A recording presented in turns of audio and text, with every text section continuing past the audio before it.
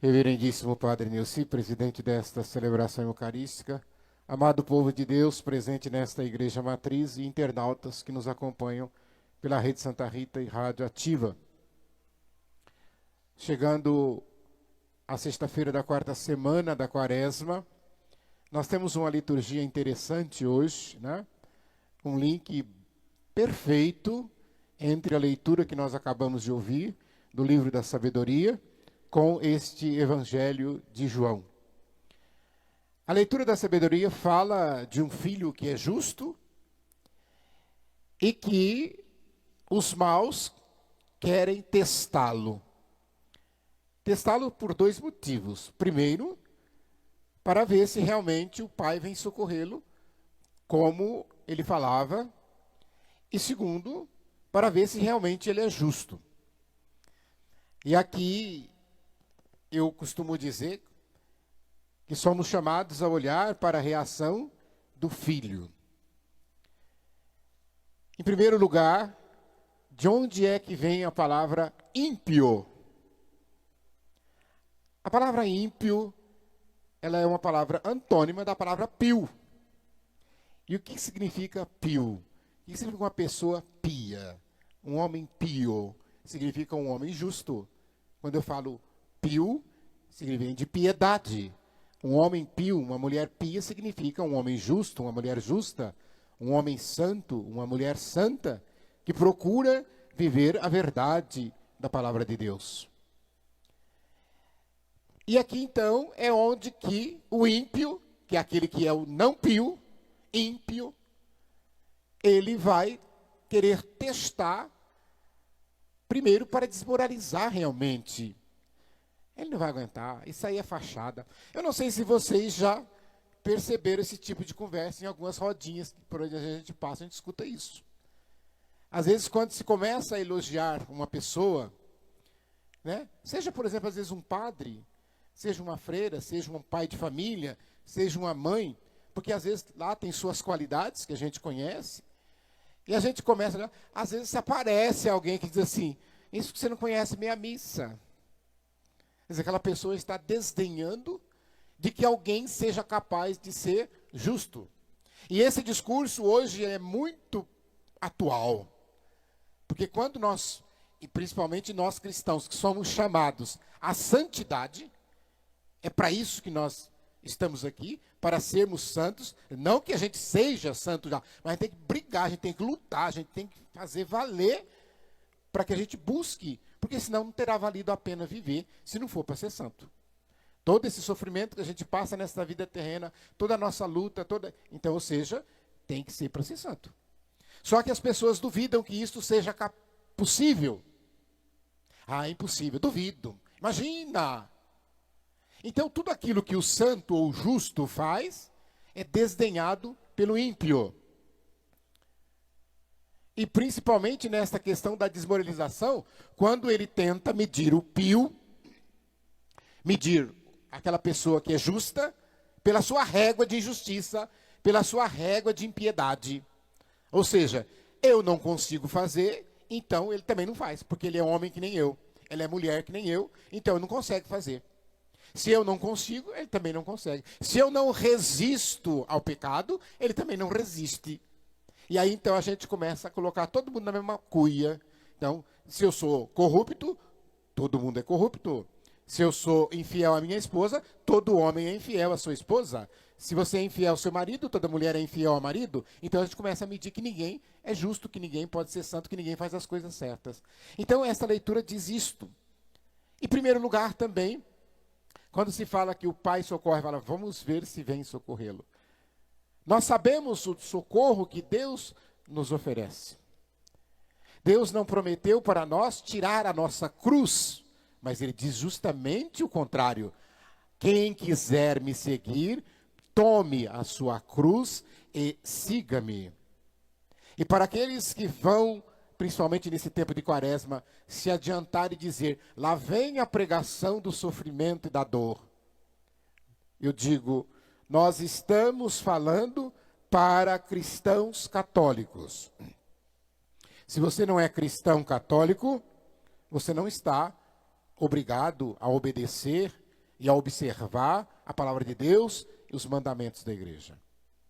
Mas a palavra de Deus é muito clara.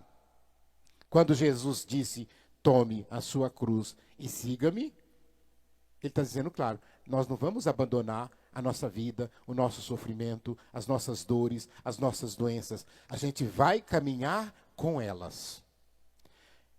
Depois, quando nós olhamos para este evangelho, a reação do Filho, Jesus, diante de tantas provocações, diante de tanta perseguição, vocês imaginem os murmurinhos que falavam em torno de Jesus. E obviamente que traziam para ele, olha, estão falando isso de você, estão falando isso de você. Olha, vão fazer isso com você, olha, vão te prender, olha, vão te matar. E ele, sabendo da missão que ele tinha, assim como nós também sabemos da nossa missão, em não abandonar este caminho traçado pelo Pai. Então, que nós possamos olhar aqui, quantas e quantas vezes também, assim como Jesus, algumas pessoas também vão testar com palavras se somos capazes de testemunhar o Pai como Jesus foi capaz de dar testemunho do Pai. E ele diz isso, eu vim para dar testemunho daquele que é maior, aquele que me enviou, que é maior do que eu. Quando Jesus diz isso, ele está dizendo ali, ele encarnado, o homem, o Deus feito homem, que tem que passar por aquilo que nós humanos passamos, a experiência da dor, do sofrimento, a experiência da caminhada, a experiência de peregrinar. Então nós devemos estar sempre atentos nessa nossa caminhada com esse tipo de pessoa que a gente vai encontrar pelo caminho. Pessoas que vão nos testar, que vão achar que é impossível que uma mulher, que uma freira faça o voto do celibato e permaneça virgem até a morte. Isso é impossível, ninguém consegue. Como é que consegue ficar sem sexo? Eu não consigo, então ninguém consegue também. É impossível, duvida. Imagina, renunciar a tudo, duvida. Deve ter coisa aí, né? A pessoa renunciou à família, largou o pai, largou a mãe longe, largou a casa que tinha. Muitas das vezes larga até muitos bens materiais que tem para ir viver uma pobreza franciscana, para ir viver uma pobreza não sei o quê, para viver fechado dentro de um convento. Imagina, isso é história, deve ter coisa. Aí tem coisa. Olha a dúvida aí, ó. Aí tem coisa. Não acreditam que seja possível.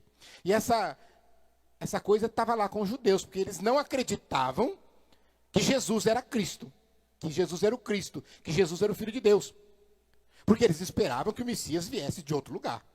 Não vai vir da terra. O Messias não vai vir do ventre de uma mulher como nós. Olha só, o discurso muito parecido com o de hoje. Porque se eles não conhecessem a origem de Jesus, talvez eles acreditassem. Se dissesse que ele tivesse vindo num disco voador, sei lá eu, numa nuvem, etc., descido aqui na terra, eles acreditariam. Não, mas nasceu de Maria e José? Então, não é possível. Aliás, eu sempre repito, para aqueles que não sabem o que é ser justo, o que é ser santo. A dificuldade que eles tinham de aceitar Jesus como Deus é porque Jesus era humano demais.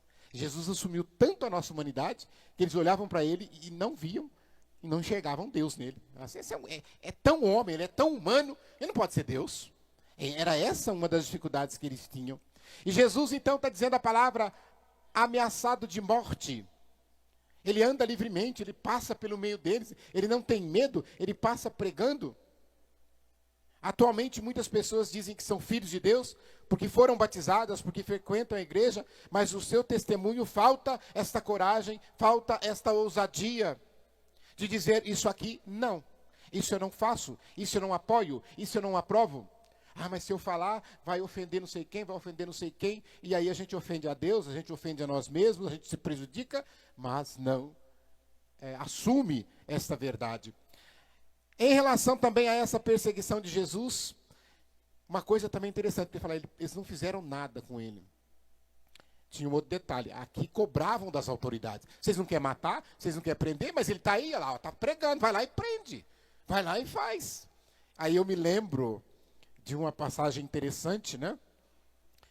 Da história de Dom Helder Câmara, um grande bispo aqui do Brasil, né? que era um homem muito polêmico, porque falava muita verdade, mas que as pessoas diziam que nós vivíamos naquela época do regime da exceção, que mandaram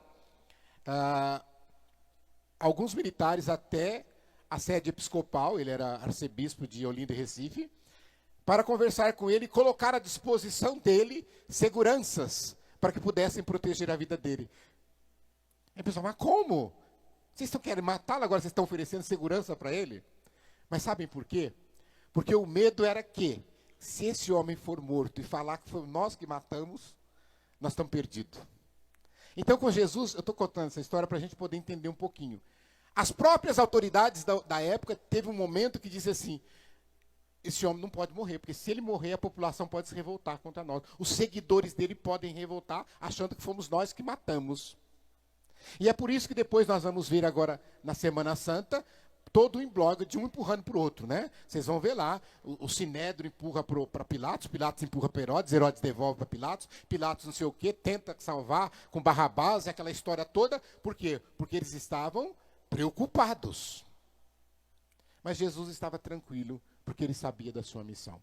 Então, concluindo, eu peço que nós também, diante da nossa cruz, diante do nosso Calvário, diante das perseguições, diante das pessoas que não acreditam na nossa fé, que não acreditam que nós estamos buscando santidade, nós também possamos fazer como Jesus, passar em frente, ir adiante, seguir em frente.